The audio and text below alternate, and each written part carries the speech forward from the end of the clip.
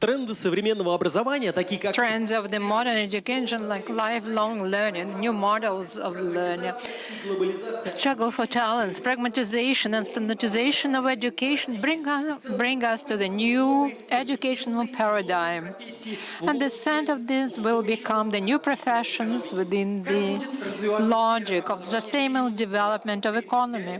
How this field will develop in 2035. плюсы и минусы Trends and prognosis. We'll discuss this issue during the next session. Can we teach the professions of the future? How to do it and what for? What are the trends today? How can we use the breakthrough technologies in education? So the next session is the Global Education 2035, University of the Future, new formats, trends and perspectives. And I give the floor to the moderator of this session, Mikhail Akim. Good day. Thank you very much. Thank you for giving me this opportunity to moderate this session. It's a very interesting topic. I spent my life in the industry, and a year ago I came to the higher school of economy, and now I look what the industry needs today and how I compare what the high school now teach the students and what we teach our students in general. And then was getting ready to this session when I discussed it with Maria Koakhmetova, and I knew her for quite a long time from the Association of European Business. The question occurred, do we really know what to teach today? We have a very long list of questions, but the first question that I would like to ask and highlight during this session, if we do really understand what is the subject of education today, and then maybe we can speak about how to teach. In our session, we have speakers. There are 5 ladies, the speakers. For me, it's a great honor. And we have 2 participants from abroad, online participants, Mary Ann Snow, and she's from Sophia, the Remote Nation Institute. She's CEO and founder of this institute, and Claire Nelson, the Future Forum Ideal Leaders. Ekaterina Lyubimova, she represents the University 2035, and she is a provost on education. Maria Koakhmetova is a director of the data system company, and Dina Kazatulina, TC and Tech, the deputy of the general director on interaction with the state authorities. And now, first of all, I want to give the floor to Marie Ann Snow. Please, Marie, the floor is yours. Thank you very much, and thank you so much for having me here today. I'm very excited to join you for this very thoughtful discussion. I think when I think of education and my particular expertise is business education, I think the pandemic highlighted many weaknesses that exist in current leadership curriculums, particularly that exist in the United States. One of those weaknesses really is around the lack of investment in online learning, even though the technology has existed for a very long time. Many universities have focused more on in-person training and things that are associated with in-person learning. Because they've underinvested not only in the infrastructure, but also the facilitation skills of the educators, when the pandemic came, they suffered as a result. I will also tell you that many of the businesses that we work with are also struggling because people who are coming out of business schools right now are they focus their learning on in-person management as opposed to the realities of business today, where you have remote teams and dispersed teams. And in a global work environment, a global economy, you've got a lot of new constructs that exist that many education programs, particularly business education programs, don't address. And so one of the things that we've been thinking about when we think about the education of the future is how are we going to build educational models that invest in infrastructure in new ways, as well as facilitation capabilities in new ways, so that instructors can now not just do in-person learning, but they can also do online learning in an engaged fashion, as well as hybrid learning, so that they can bring resources around the world, as we're doing today, together for the benefit of students. And while video platforms are certainly a priority in the pandemic, I would argue that those of us who are thinking about education of the future are also thinking about additional technologies like virtual reality, augmented reality, and different type of experiential learning that will allow us to be able to connect in new and interesting different ways. And I think this ties with our question of, can we teach to the future? And part of the challenge is that the future is already here. We need leaders who can lead teams that have to contend with new communication environments that are very fluid, that move from digital communication environments to in-person environments to virtual environments, like we're seeing here with this particular panel. And how does somebody take a business team and prepare them for the collaboration, for building trust, for being able to function in these particular environments? And I think that that is going to be a close collaboration between the business world and the new skills that are required and the learning models of the future. And so with that, I'm going to hand this back to the moderator so my other esteemed panelists can comment. Большое спасибо. Well, thank you very much. I want to come back to the issue, Чему учить? do we know what to teach today?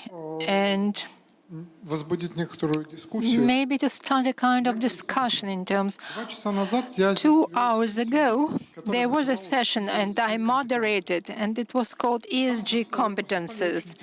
And there were very interesting speakers there.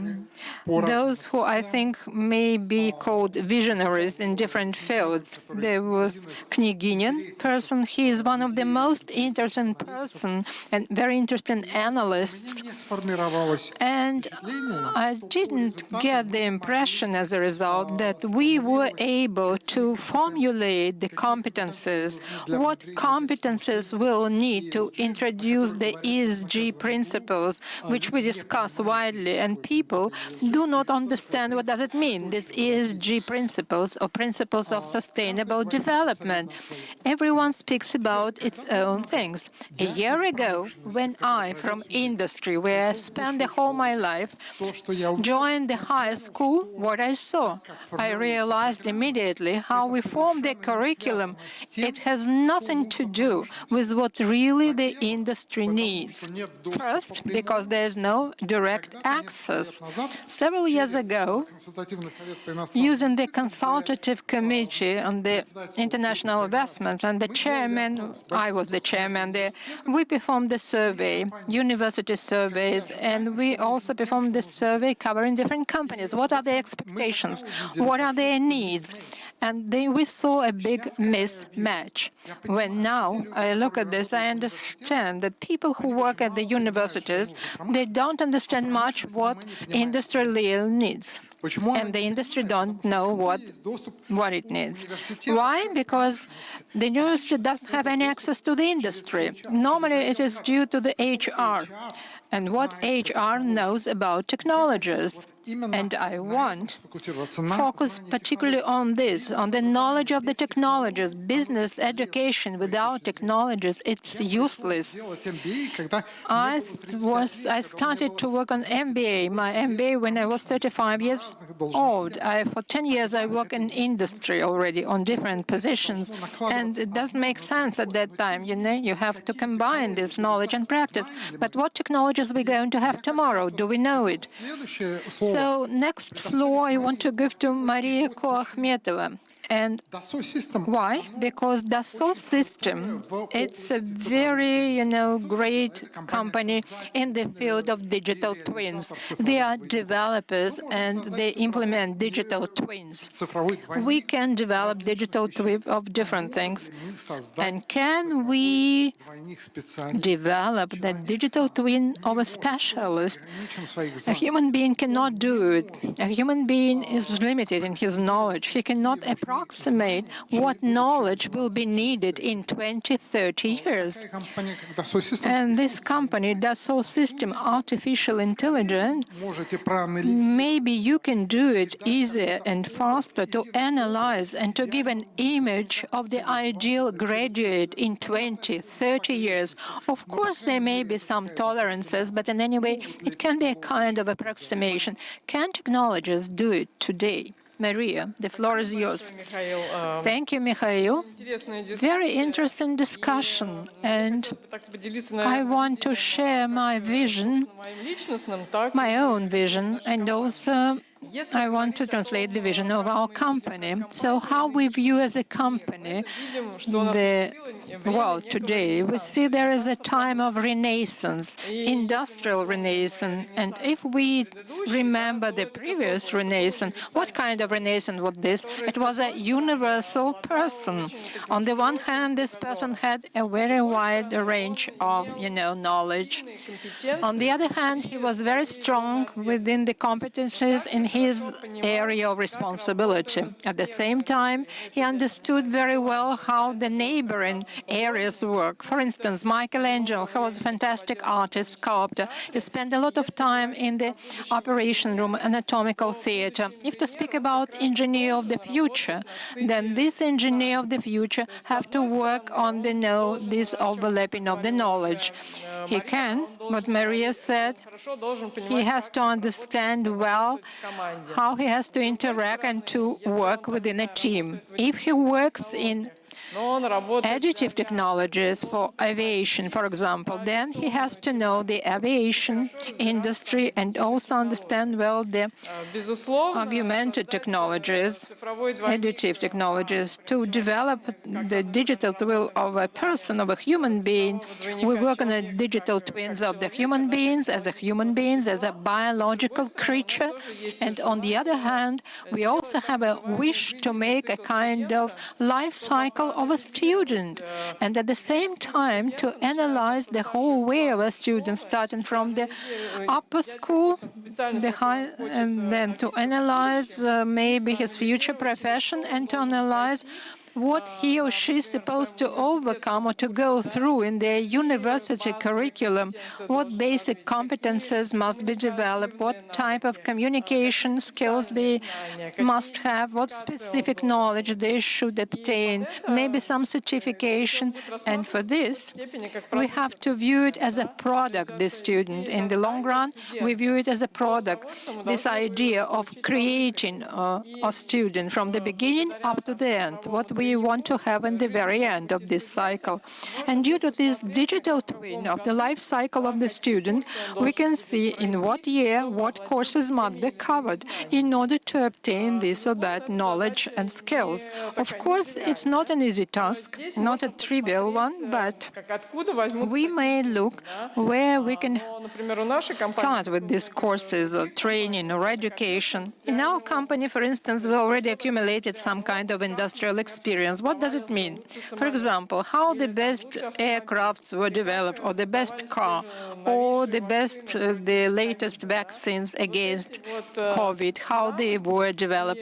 And these skills and best practices and the courses, educational courses that were needed to develop this product. So we can analyze them with the help of AI, with the help of the technologies that we have today, and to build a kind of personal trajectory of the development of a student. And we also want to make a kind of disclaimer that, of course, with the help of the technologies, we can develop this type of individual developmental trajectory, but nobody eliminated the basic knowledge of the subjects. If it is an engineer, for example, then he has know much about mathematics, physics, be good at it.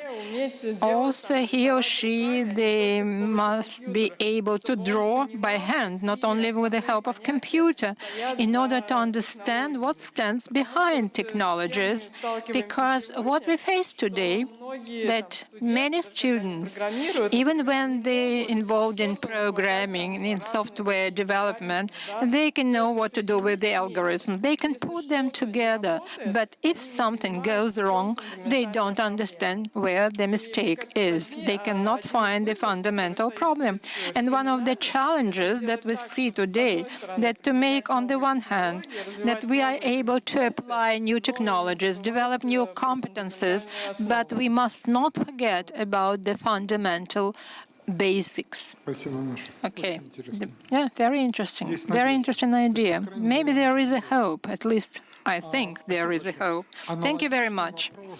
Same question I want to ask to Claire Nelson.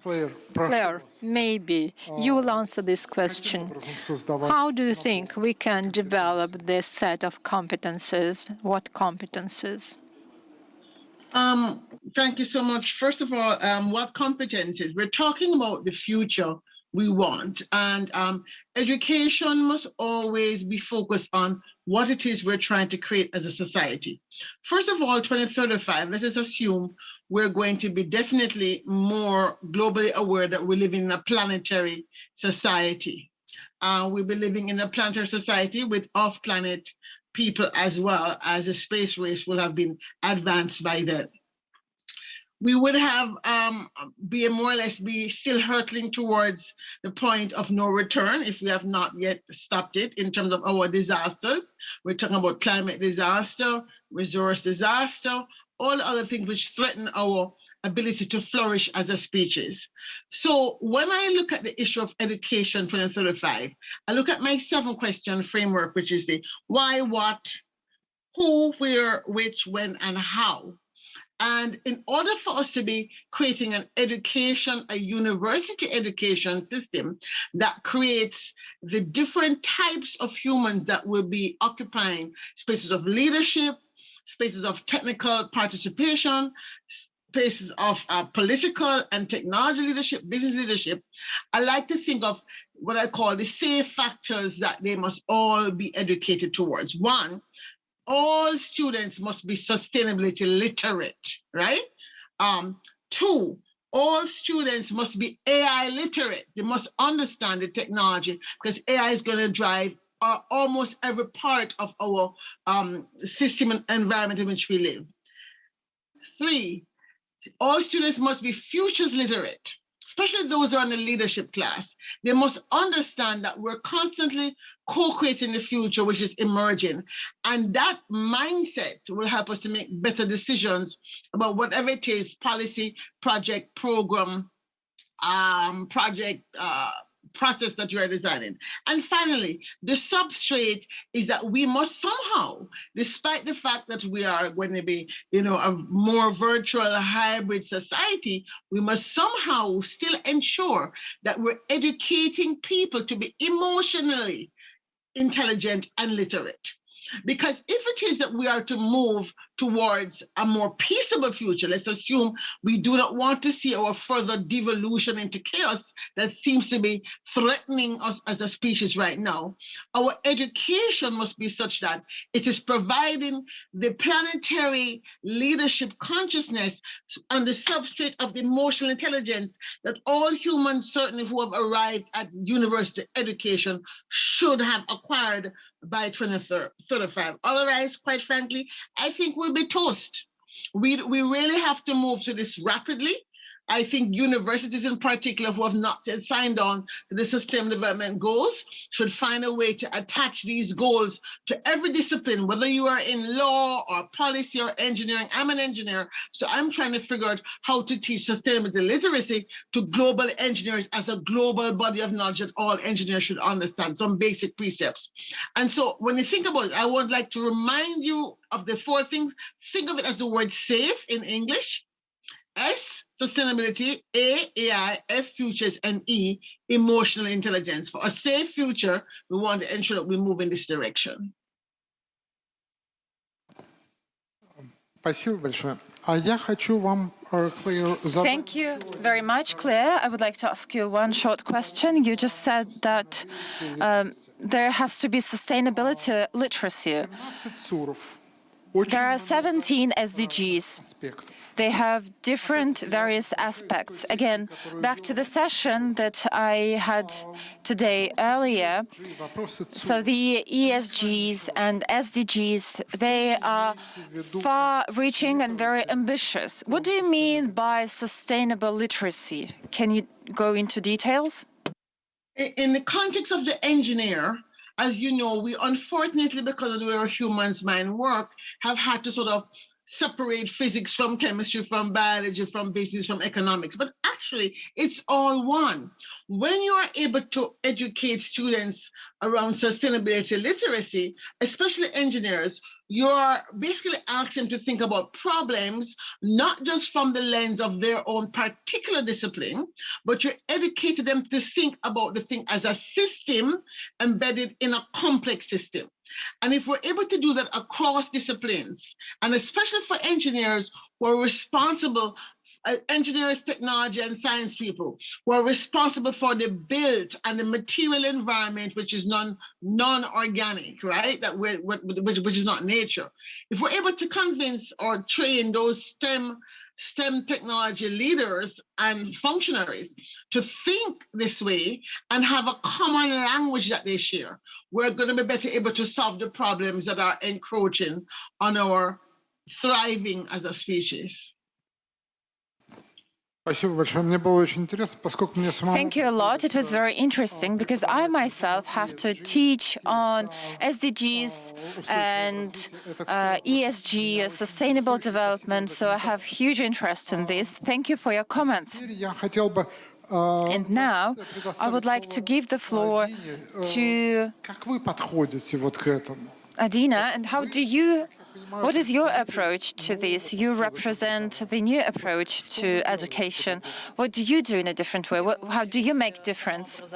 First of all, the education itself and all approaches to its upgrading are very important for me because I choose the life learning approach. Today, given new competences, leadership tasks, we always receive requests for the additional training. And I would like to state that in the scientific community, we see the second approach. I write a dissertation on this, on the mechanisms, on the changes of education. And we see that the focus is shifting. Now education is a driver for the economic growth. And the key here is people. And now companies invest in people. So here it's important to focus on the fact that in the course of pandemic, we switched to a large-scale digitalization of everything around us. That's why we see a great number of online corporate universities and various platforms with courses. We see that there is no unified approach to the methodology, to the development of various programs? And back to science, what is the economic effect of such educational products? I want the main result and main interpretation be the increased quality of labor, reduced time spent on this labor, and then, which is of no less importance in the digital agenda, I would like to say that as for the statistics of company in tech that I represent today, in 18 months, we recruited 6,000 IT experts. And the key here is upskilling and reskilling of the employees that work with the company.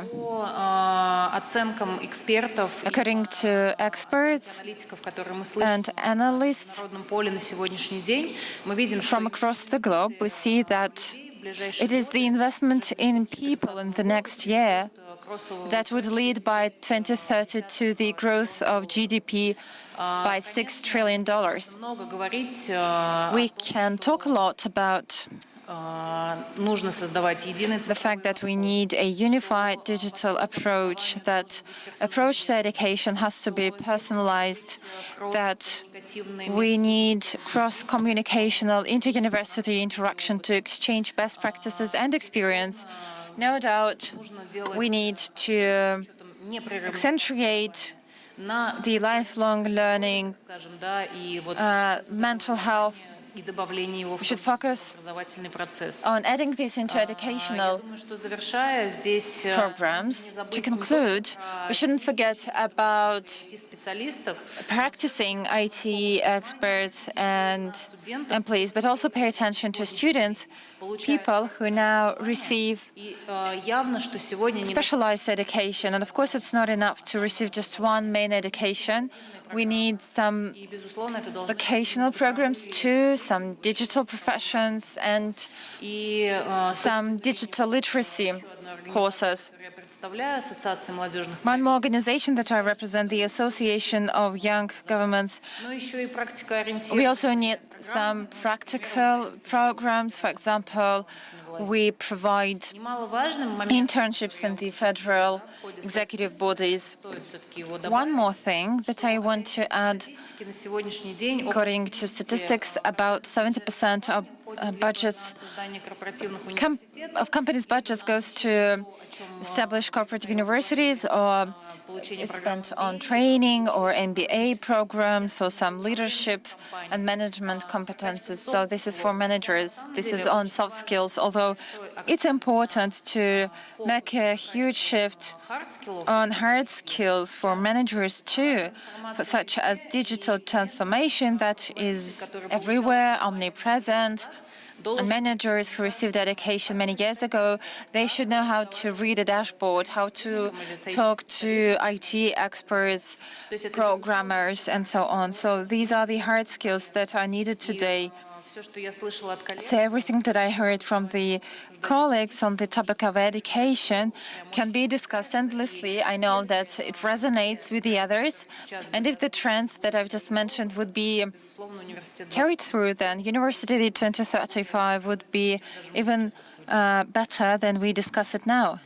Спасибо. Интересно Thank you. получить вопрос. Смотрите, Thank you. вы представляете самую Imagine продвинутую отрасль. this.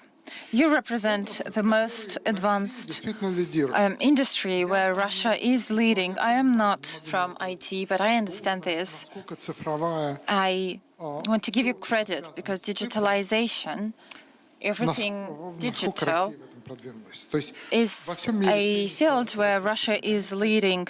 The whole world values Russian IT experts очень хорошие математические, еще советские because we have this good mathematical дисциплины. foundation rooting to the Soviet Union. All of this gave us a huge IT — это, jump, наверное, a 5% frog leap But IT is only 5% of GDP. I think it doesn't account for more than 5 to 7% of GDP. 93% The rest, remaining 93% of GDP accounts for other industries. проповедником чего вы являетесь, насколько это можно So what you оставшиеся 95%. profess, how can you combine it with the rest of the GDP? This was a good detail.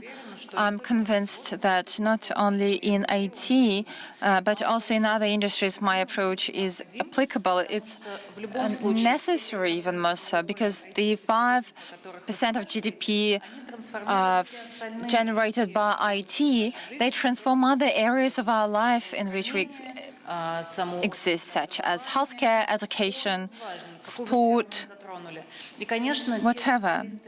So the experts who work in these areas, they also need to work on their IT digital literacy. And our state supports this. The Ministry of Digital kicked off this year programs when a person of any age can undertake educational courses to obtain new IT skills with a 50% discount. This is needed to increase digital literacy of the population. Принципиально айтизация Is населения. that the ITization of the population and other industries too? I support this point, but I don't think that it covers fully all the aspects, all the skills and competences that are needed and that have to be obtained through education. Ekaterina, Как я понимаю, очень системно. as far as I understand, you have a very systemic and in-depth analysis of the modern education.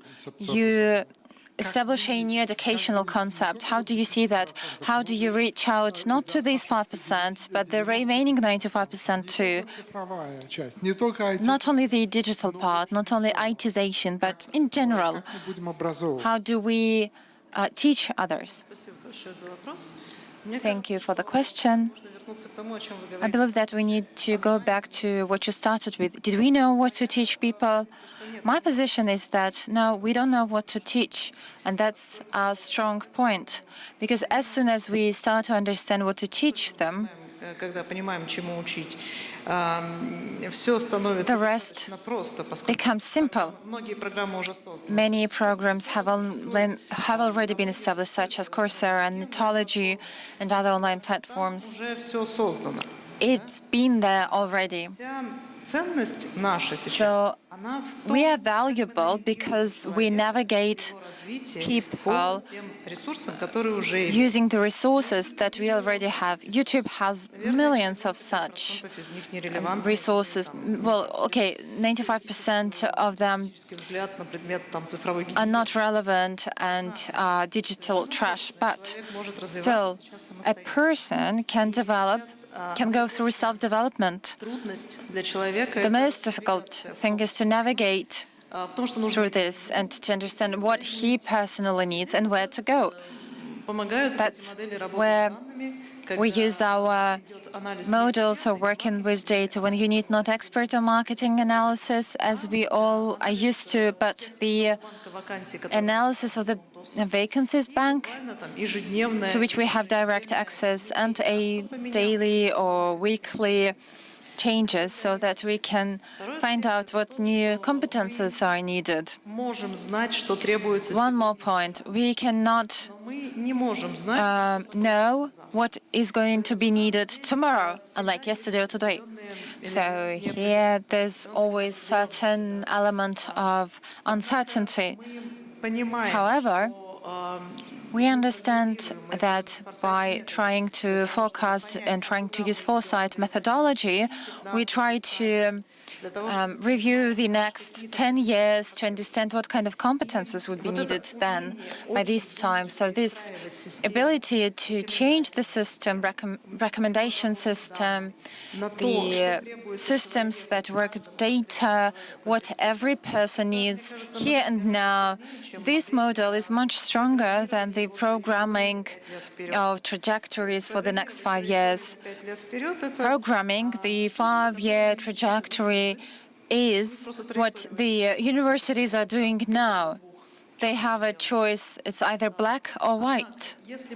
However, if you establish around a person an educational environment, not a trajectory, then this person and we as a society have opportunities for faster growth.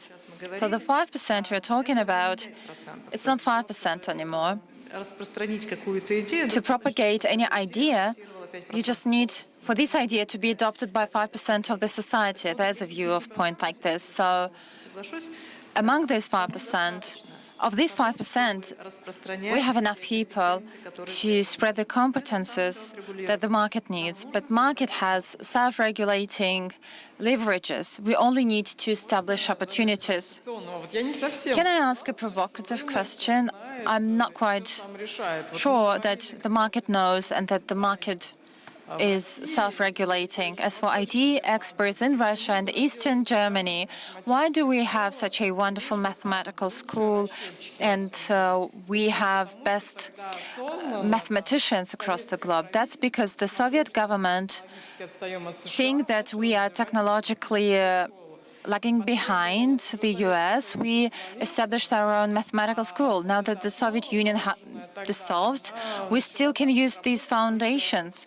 But they started to be efficient only in the end of 90s, beginning of 2000, and we still build on this school. So I don't know, maybe the foundations is the human people themselves. So the foundations have to be laid. We cannot self-regulate this. It's not about programming. This is a fundamental, a backbone that has to be there. I don't think that this is mutually exclusive. So when we talk about something fundamental, we cannot go forward without fundamental knowledge of mathematics, chemistry, physics, in certain areas. We cannot work with state-of-the-art technologies without basic knowledge. Of course, this is the level that has to be studied at school. As far as I understand, the question was more on the lifelong education of adults that indeed need the basics, but still a grown-up person is mature enough to understand how to self-develop, what career changes he needs and what he aspires for. Do people know how to self-develop and where to go? I have a good analytical education, but could I even assume in 1998 that there'll be 2000 when all the hairdressers became IT experts and quite successful ones. Were you able to assume during 2018 that there'll be the pandemic that would start breaking the chains and that would give birth to a number of business procedures that never existed before and that predetermined other priorities? And in what way? I'm not sure that digital twins can do that. Can they calculate these risks? No. All models are wonderful, but only as long as human is changing this. No AI or big data can solve such problems. But there are black swans too, and the further we go, the more of them we would see.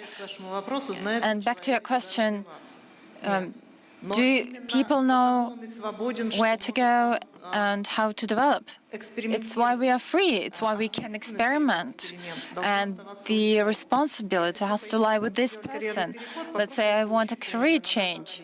I'll try to study data analytics. So, okay, I'll be a tester. I'll work as a UX designer. Whether I like it or not, I can decide it myself. It's not the educational institution that is going to decide this for me. The idea is simple. It's in the hands of people, not educational institutes. адресовать Мэри Энн Сноу. Marian Snow, the next question is to you. Mary, Вот во многом исходя из it того, seems to me, что есть and определенное there is a противоречие certain contradiction между тем, between что образование what education, является в большинстве существующих форматов what we see as education in the majority of the business formats, because universities are business, and as business they have to earn money. They have to earn money in order to hire good professors, to attract some good professors, those who know something. You see, we're talking about the affordability of the education. We're talking about the access to information. There's so many courses in YouTube, a lot of fantastic lectures. You can, in open sources, you can find them easily. So on the one hand, we see the mission to educate people. We want to educate our people. It sounds rather high-flown, but it is so, to bring information to the majority of people, to the maximum amount of people, and we can do it either free or very cheaply. That's on the one hand. On the other hand, education is business, and it should survive, it should live somehow. So, Marianne, that's a question to you. What can you say? So, first of all, to my panelists, I am in so much agreement related to things like lifelong learning and fundamentals, right? And I think when we're talking about competency models, things like critical thinking, problem solving, our ability to analyze. There's much data that's happening nowadays, but if you can't actually analyze that data, and Claire, to your point, apply emotional intelligence, I think that these are important factors. To Dina's point, lifelong learning, I think, the idea of universities currently focusing just on in-person learning, and particularly in the United States, when so much of the university life right now is tied to very large tuition rates that are really more focused on an on-campus life experience as opposed to the actual education process. And I think, to our moderator's point of a university as a business entity, and that is very important. And yet one of the things that we see happening in the United States is there's a turn against hiring full-time professors, and many universities are very dependent on adjunct faculty that only teach on a part-time basis and do much of the actual in-person teaching. And so the question, I think, that the moderator poses is a university has to sustain itself from a financial perspective. But is a university motivated based on its interest in teaching and actually focused on education and making sure that the students that it serves get the absolute best experience from a learning perspective? Or are many universities turning away from that model and really focusing on the experience of a university life as opposed to the actual education? And then my other question, and this goes to an earlier comment about the disconnect between the current business climate and what's happening in actual education right now. And when education models that are being taught were relevant in 1990 and 1980 and 1970, but they're not shifting to accommodate the realities of a dispersed or hybrid workforce, or the changes in how we communicate today, the technologies that are available, the potential of bringing people together in different, interesting, collaborative ways. Because the problems that we have to solve globally as opposed to locally. And these are multidiscipline problems. So how are we preparing ourselves so that we can come together in new and innovative ways and apply multidiscipline approaches to be able to solve things? And how are universities driving that as opposed to focusing on the college experience and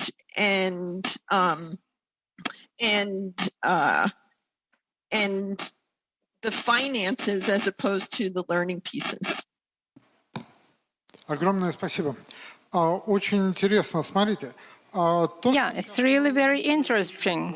What we saw and listened in Glasgow, excuse me for this deviation, it's a big gap between the developed and the emerging countries, poor countries, you see, and the problem of decarbonization and sustainable development, it is related to a large extent how to bring the countries with the emerging economy, where, you know, the most dirty industries were shifted, were moved there, where they use absolutely unsafe technologies, where they use the kids' labor, still use kids' labor. It means that we now have, if we want to solve the problems of the global warming, decarbonization, we have to educate these people as well. So it's a kind of missionary activity, yeah? On the other hand, we say that university is a business because we have to pay money. We have to gain, to obtain this money from somewhere to cultivate the knowledge. Yeah. So what is education? That's my question. Education, is it a business or it's a missionary activity? Thank you for this, question. First of all, we have to identify two different notions. First, it's enlightenment, and secondly, this is development of a person, a motivated person. Unfortunately, we don't have many motivated people, maybe from 1% to 2% only, what we see. And when we talk about enlightenment, it's a kind of missionary activity again. Yeah, if we talk about this, this is a function of navigation within the content that exists. It's a function of the digital hygiene. It's a function that we have to separate. We have to develop the correct system when we use the elements of artificial intelligence, some of the technologies. But if we speak about development or deeper kind of development, then maybe we can use the example. You can bring a horse next to the river, but you cannot force the horse to drink. Only those people who are motivated and ready for this will develop. The others will not. And our task, our aim, is to provide everything for them, for development, in order to go deep into the issues, for the person to understand, is this really his map road or not? And the same where we can move with this knowledge, where we can develop further. And of course, this link, education and employment, it's a critical thing, because if a person cannot realize himself or herself in employment, cannot use their skills, their knowledge, it means the education was useless. And maybe we have to choose as a starting point, whether it is work or hobby or startups, we have to begin with this. And your educational trajectory should be adapted to these, things. Very interesting concept.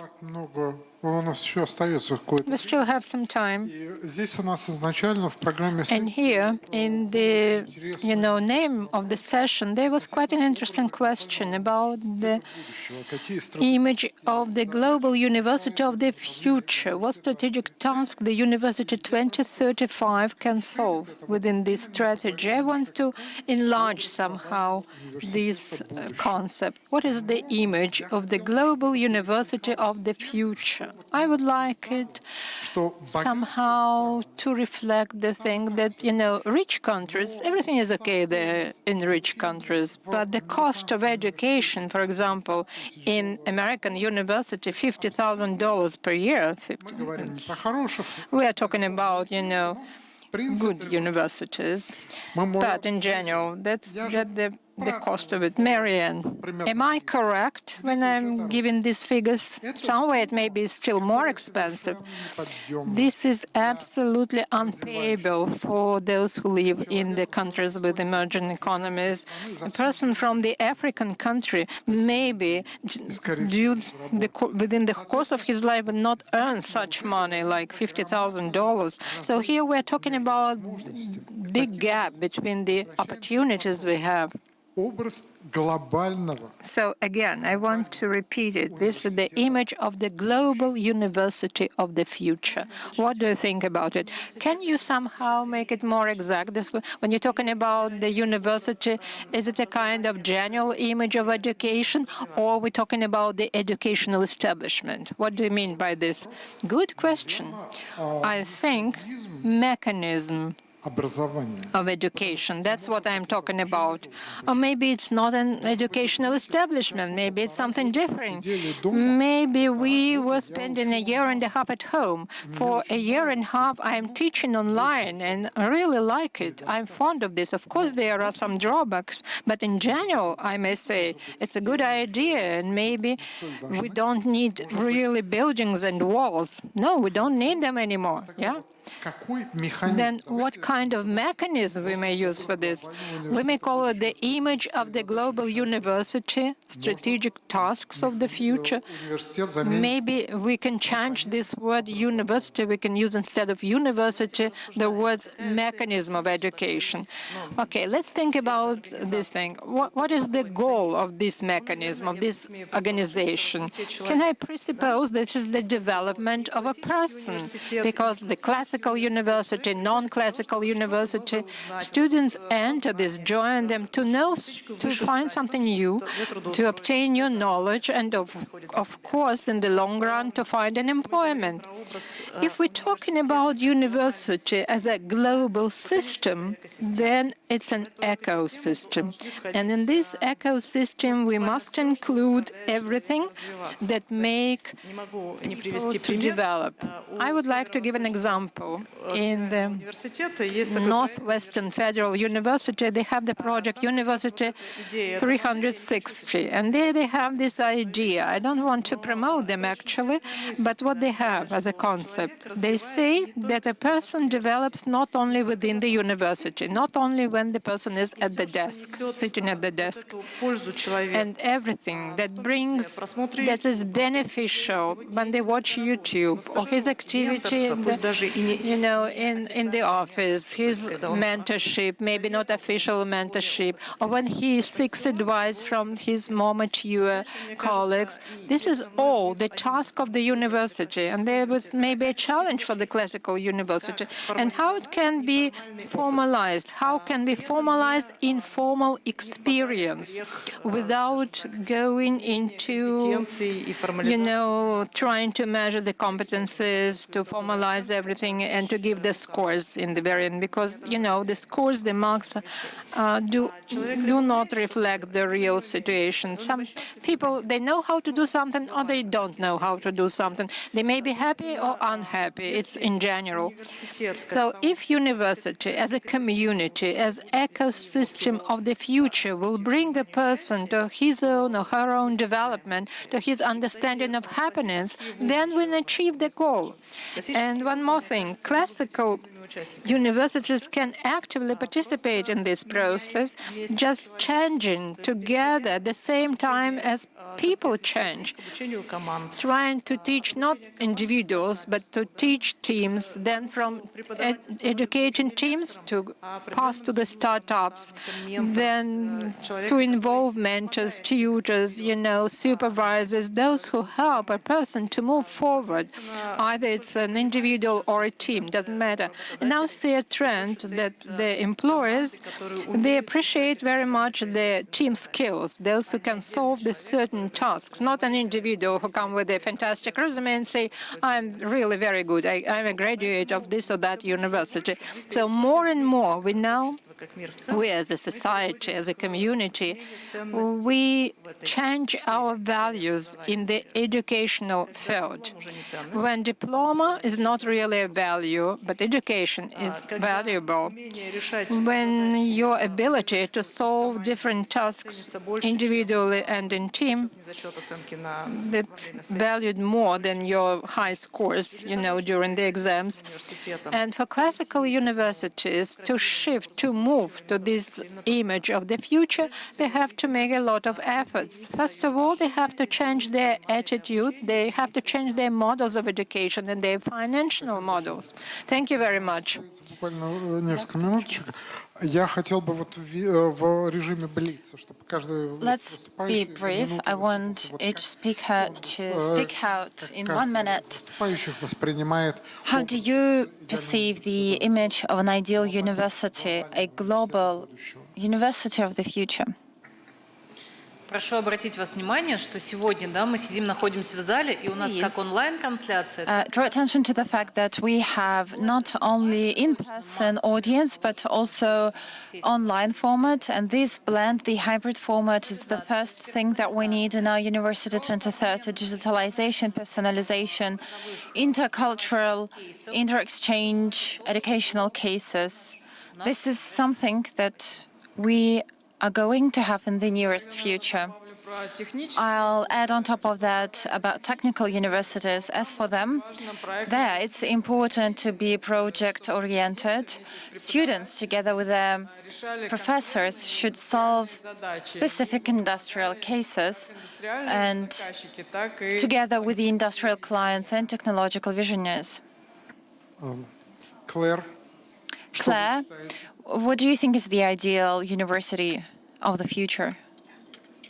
Well, first of all, you had said something earlier about developing countries. I don't have time to go into it now, but certainly the SDG 4, which is on education, does indeed try to bring us all to our global sense of level of dignity, but beyond which we say humans should not fall. And so a global university of the future education has to, first of all, as I say, begin with educating humans to be about sustainability and thriving for human society. Also needs to be about recognizing that our education, as for the many thousands of years, have prejudiced us against looking at sustainability of the natural environment. Our global education in the future must take into account our desire to move toward peaceable futures. And so to the extent that we will continue to need a university experience to educate us how to be more fully human in terms of our emotional and social development, I think that would be critical. And finally, in terms of the business argument, I think that education of the future will need to have recognized itself both as a public good. In other words, we're educating people to live as humans together in relationship, as well as a business where we have to have a shift towards a life cycle analysis of how quickly we can move towards changing educational classes, courses to be short-term, like a just-in-time sort of training needed to keep in sequence with the really rapid changes that are going to be happening as we accelerate life on Earth and indeed off Earth as well. Спасибо большое. Мэриэн.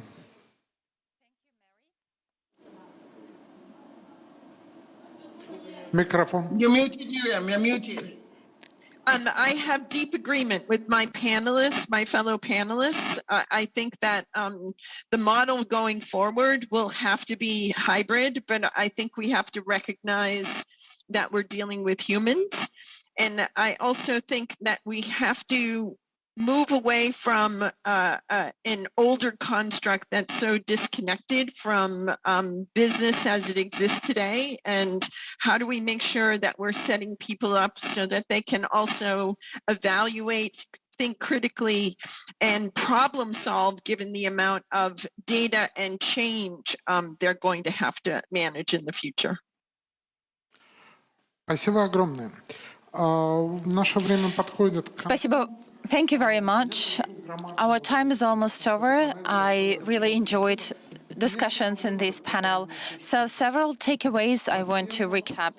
So first of all, Раскрыли очень много. I think that we have Мы не смогли разобраться, потому что talked about a lot of points, but I don't think that we've came to a conclusion on what are the modern mechanisms. If there is a way to do this, then what professions to teach? What is going to happen in 30 or 50 years? We hope that there is Masha, and she'll figure out what digital twins can do with these как это моделировать. expertise fields, how to model this. But I think that at the moment we are at the stage when we still cannot model this, given that there are global risks, and they lead to the fact that these black swans Появляются чаще и чаще. appear increasingly more often, and in accordance with many forecasts of universities and experts, this would happen Потому что more and more often. процессы, This because there are some closed in chains such as global warming. All of this leads to one thing, leads to another, and this is a circle, a virtuous circle, and unfortunately many of the things cannot be forecast or predicted. So I think that it's important for us модель, to think about a certain model, maybe some minimum model of skills, знаний, которые of a set of knowledge that we need to structure, иметь возможность and we should have an opportunity to вопрос reach out to the society. до And again, what do we do to be heard by the society? That was a point. And how do we do this globally? мы не можем решить. Again, we cannot solve this at the moment. Сейчас We говорится в Соединенных Штатах can indeed say that, for example, in the US or in Russia, о человечестве, особенно there are things that happen, but in the rest of the world, especially in the developing countries that are mostly exposed to these procedures happening in terms of the climate change, black swans, менее подготовлены к черным. developing countries are less prepared to black swans. Well, thanks God, US can do this like through financial support. It can ensure continued economic growth. Russia has enough resources, but still we all should think about not only this, but what do we do Глобальная. Какова наша роль должна to быть? do this globally? What are our roles to help each other globally? How do we help poor countries in Africa and Asia? How can we globally help each other? Thanks a lot again. I enjoyed our session.